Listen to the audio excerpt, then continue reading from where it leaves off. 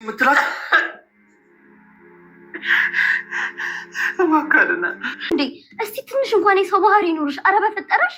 አዎ ከዚህ በላይ እዚህ ቆዩ በጣም ያምኛል። ሚራ አንቺ መቼም ሰው አትሆኝም። እሺ እማትረቢሽ እምረባው እኮ በህይወት ቆይ ነው። ከተረፉልሽ ሁለቱንም ውሰጃቸው። አድናንም በስተመጨረሻ ከባድ ችግር ውስጥ ገብቷል ማለት ነው። እንግዲህ ከሮቤል ላይ ተኩሶበታል። ታዲያ ሚራን በሰዓቱ እንግዲህ ሻንጣዋን ጠቅላ ከቤት መውጣት አለብኝ፣ ምክንያቱም ሮቤልን ከገደለው ቀጣይ ወደ እኔ የሚመጣው፣ ስለዚህ እኔ ደግሞ ራሴን ማዳን አለብኝ በማለት እንግዲህ ለልኋና ሁለቱም ከተረፉልሽ ውሰጃቸው በማለት ተዘባብታባት ነበረ ልትሄድ የፈለገችው። ታዲያ በሰዓቱም እንግዲህ ሮቤል ላይ ሲተኩስበት ሰምታ ነበረ። ወዲያውኑንም ደውላለች ለፖሊስ፣ ቶሎ ድረሱ፣ ወንጀለኛ ለመጠቆም ነው የደወልኩት፣ ወንድሙን ገሎታል በማለት ነበረ ፖሊስ ወደ ቤት እንዲመጣ ያደረገችው። ታዲያ አድናንም በሰዓቱ በጣም ደንግጦ ነበረ። ምክንያቱም ሮቤል እንግዲህ በሽጉጥ ስለመታው በጣም ተጎድቷል። በሌላ በኩል እንግዲህ ሮቤል አጣብቂኝ ውስጥ ገብቷል። ሮቤል እንግዲህ ሁለት ነገር ነው የተመታው። አንደኛ በሽጉጥ ተመቷል፣ ሁለተኛ ነገር ደግሞ ልኋና መሽኛውን ብላው በጣም ታሞ ስለነበረ ለመከላከል ወይም ደግሞ አድናን እንዳይመታው ለማድረግ ምንም ጥረት እያደረገ አልነበረ። ምክንያቱም በጣም በሰዓቱ ተጎድቶ ነበረ ማለት ነው። ታዲያ በዚህ ጉዳይ እንግዲህ ልኋና እየተማጸነችው ነበረ አድናንን፣ ተው የኔ ውድ ይህን ማድረግ የለብም፣ ወንጀለኛ መሆን የለብም፣ እኔን ለማን ጥለኝ ትሄዳለ? ደግሞ ብዙ ህልሞች ነበሩን እኮ፣ ተው ህልማችንን አታጨልመው አድናንን የምልን ነገር ብቻ ስማ እያለች እየተማጸነችው ነበረ።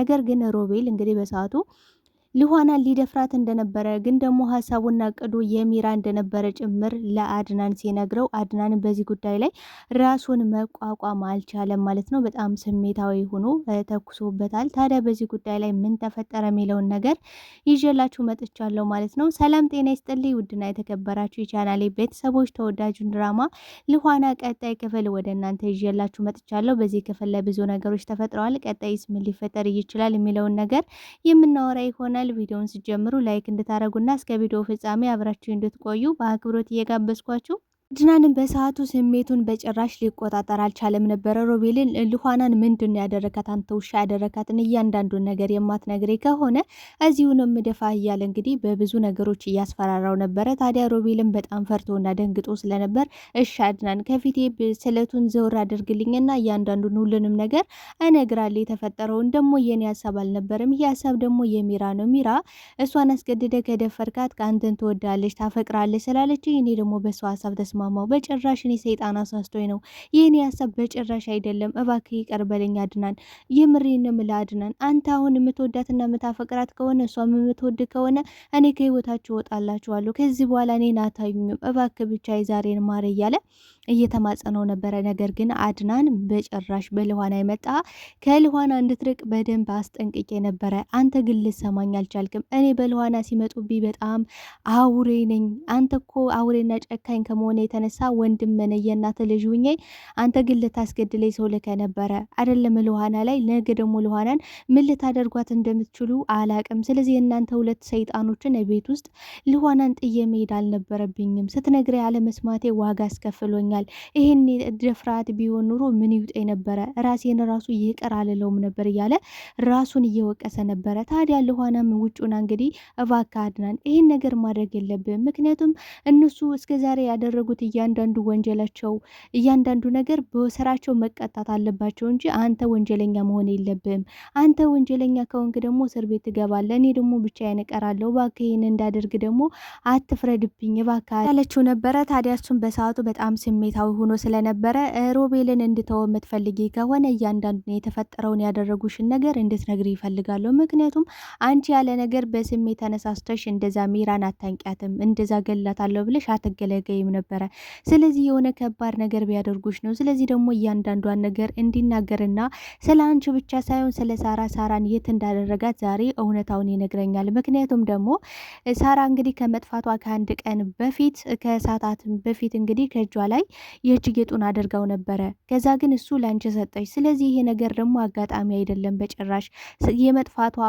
ከመጥፋቷ ጀርባ እንግዲህ የሁለቱም ሴራና ተንኮል አለበት፣ የእነሱ የሁለታቸው እጅ አለበት በማለት እንግዲህ እየነገራት ነበረ። ታዲያ ይህን ለማጣራትና ይህን ለማወቅ እኮ ሮቤል ደህና መሆን አለበት፣ አንተም ወንጀለኛ አለመሆን መቻል አለብህ። ምክንያቱም ወንጀለኛ ከሆንክ ይህን ነገር ስለ ሳራ ማጣራት አንችልም፣ ስለ ሳራ ማወቅ አንችልም። ስለዚህ እኔ ደግሞ ያወኳቸው ብዙ ነገሮች አሉኝ ብላለች። እንግዲህ ከዛ በፊት ለውሃና ምን አይታለች ካልን እንግዲህ ሚራና ሮቤል የሆነ ሚስጥር የተደባበቁት ሚስጥር እንዳለ ደርሳበታለች። ምክንያቱም እንግዲህ ሮቤልን እኔን የምትወደኝና የምታፈቅረኝ ከሆነ የምር ሂድና ለአድናን እንግዲህ ሆስፒታል ሂደን ብለው እንግዲህ ሆስፒታል ያልሄዱትን ሆስፒታል ሂደናል ብለው ካፌ ላይ ቁጭ ብለው ሴራቸውን ሲጎነጉኑ ቆይተው ነበረ የመጡት። ስለዚህ ሆስፒታል አልሄዳችሁም፣ ያልሄዳችሁበትን ምክንያት ደግሞ ለአድናን ንገረው ከምትወደኝ ከሆነ ብለው ነበረ። እሱ ግን ምንድን ያለው ልነግረው ነበረ፣ ጫፍ ደርሼ ነበር ግን ያቺ የተረገመች ሜራ እያስፈራራሽ ነው፣ የሆነ ቪዲዮ ይዛብኛለሽ እና ይህን ነገር የምናገር ከሆነ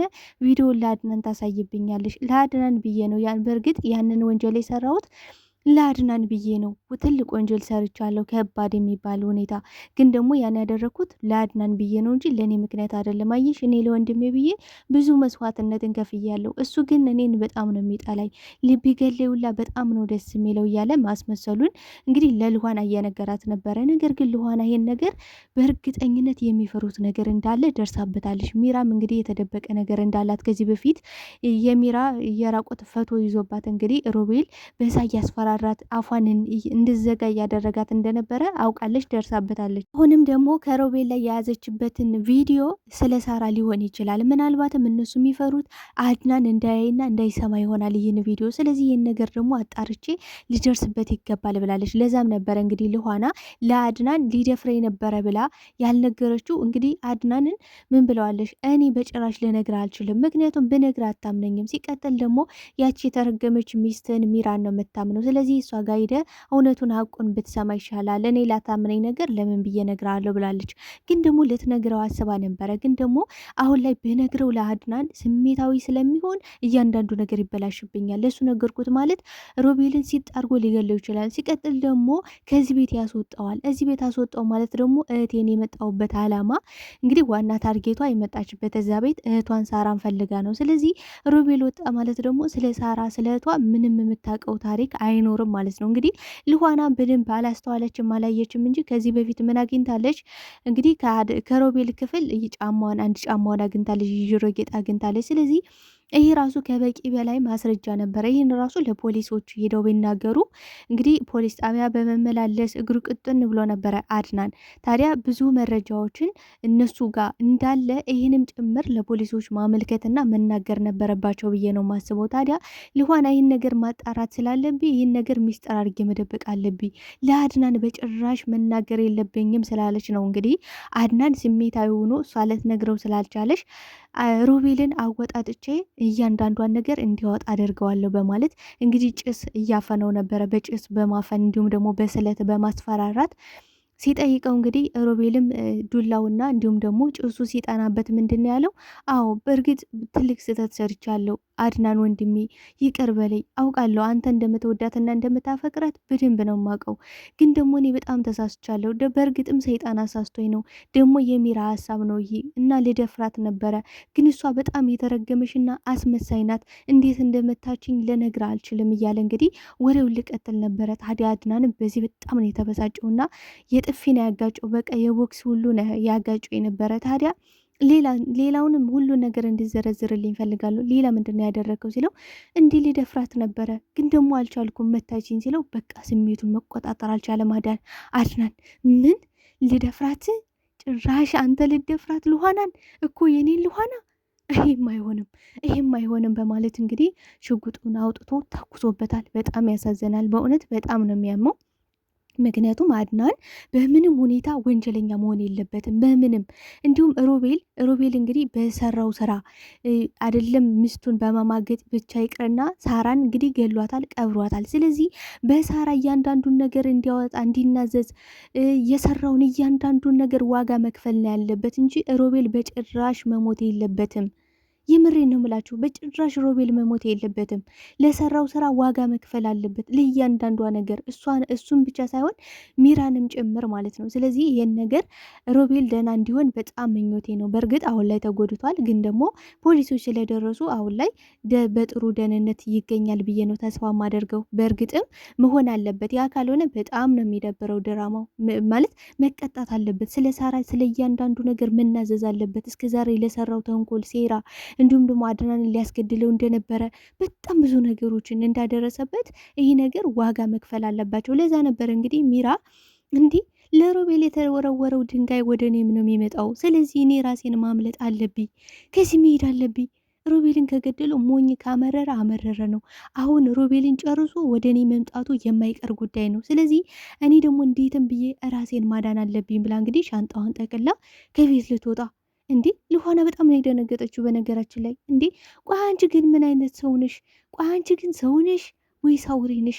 እንዴት ነው አንቺ በሞትና በህይወት መካከል ሮቤል ለዛ ሆኖ እነሱን ሊጋደሉ ምንም የቀራቸው ነገር የለም። አንቺ ግን ሻንጣሽን ጠቅልሽ ልትሄጂ ተነሳሽ። ቆይ አንቺ ግን ሮቤልን እወደዋለሁ፣ አፈቅረዋለሁ፣ እነጠፈለታለሁ እስቲ የነበረ ዝም ብለሽ ነው ማለት ነው? እንዴት በዚህ ሰዓት ጥለሽ ትሄጃለሽ? ይልቁንም ነይና ለሁለት በሩን ከፍተን እንግባ በቃ እርጅኝ እያለቻት ነበር። እሷ ግን በጭራሽ አላደርገውም። ይህን ነገር መጀመሪያ ማሰብ ነበረበት። ግን እኮ ራሷ ነው ሀሳቡን ያመጣችው። ማሰብ ነበረበት ሮቤል ይህን ነገር ማወቅና ማሰብ ነበረበት ይህ እንደሚመጣ።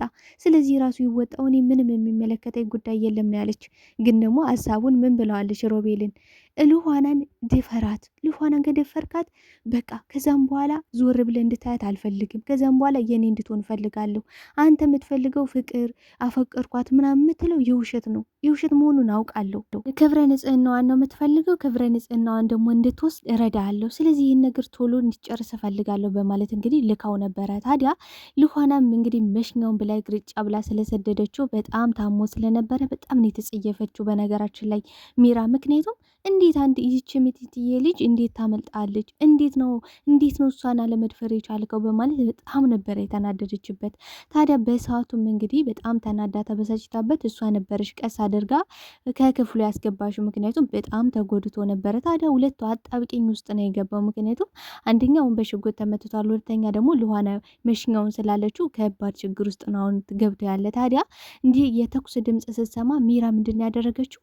በጣም ደነገጠች። በቃ ሮቤል፣ ወይኔ ሮቤል፣ በቃ ሮቢ ሞተ፣ በቃ ከዚህ በኋላ ፍቅሬ ሞተ በማለት በጣም ነው የደነገጠችው። በጣም ነው ያዘነችው። ምክንያቱም እንግዲህ የምታፈቅረው የምትወደው ማንን ነው ካልን ሮቤልን ነው። አድናን ይሙት ይዳን ምንም ግድ አይሰጣትም። እሷ እንግዲህ አድናን ወንጀለኛ ሆነ አልሆነ እሷ ግድ አይሰጣትም። እንግዲህ ልኋና ልክ ሲተኮስበት የታያት ነገር ምንድን ነው? በቃ አድናን ወንጀለኛ መሆኑ። በእርግጥም አድናን ወንጀለኛ መሆን የለበትም ብዬ ነው ማስበው። ምክንያቱም እነሱ ለእያንዳንዱ ስራቸው መቀጣት ስላለባቸው አድናን በየትኛውም ሁኔታ ወንጀለኛ መሆን የለበትም። ለዛ ነው እንግዲህ ፖሊሱ መጥቶ ሲጠየቀው አድናን ምንድን ያለው እኔ ወንጀለኛ አይደለሁም፣ በእርግጥም እሱን ለማስፈራራት ነበረ ይህን ቢላውንም ሽጉጡንም ምኑንም ያመጣሁት እሱን ለማስፈራራት እንጂ ሆን ብዬ ይሄን ለመግደል ወይ ደግሞ ይህን ነገር ጥቃት ለማድረስ አይደለም። ምክንያቱም እነሱ እያንዳንዱ ወንጀላቸው በጣም ብዙ ወንጀለኛ ናቸው። እነዚህ ሰዎች ችያቸዋለሁ፣ ታግሻቸዋለሁ። አሁን ደግሞ እኔ በእነሱ ምክንያት በእነሱ ጦስ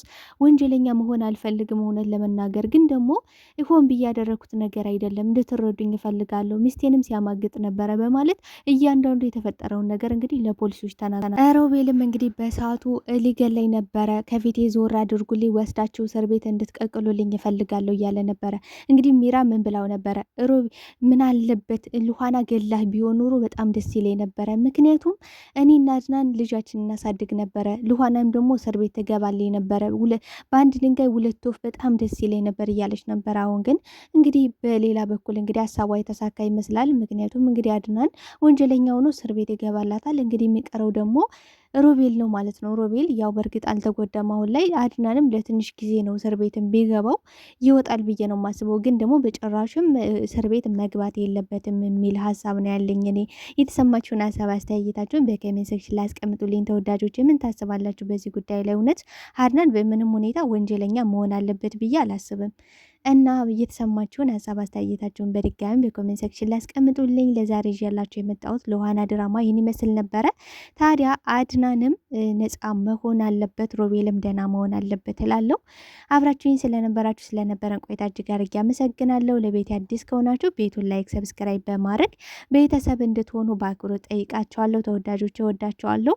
ባይ ባይ። ስለምታበረታቱ እጅግ አድርጌ አመሰግናለሁ።